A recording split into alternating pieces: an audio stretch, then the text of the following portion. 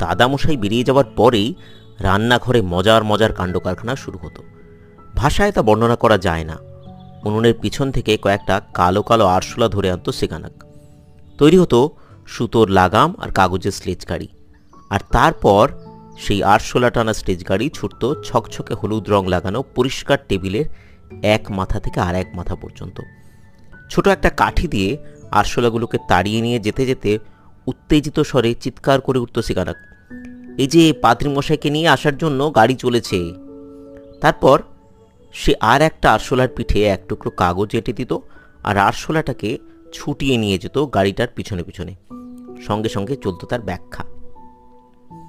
ছোট বন্ধুরা, তোমরা যারা এখনও এই গল্পটা শোনোনি তারা অবশ্যই ছুটি প্রেজেন্টসে ম্যাক্সিম গোর্কি রচিত তার জীবনী ট্রিলজির প্রথম খণ্ড মানে আমার ছেলেবেলা শুনতে ভুলো না।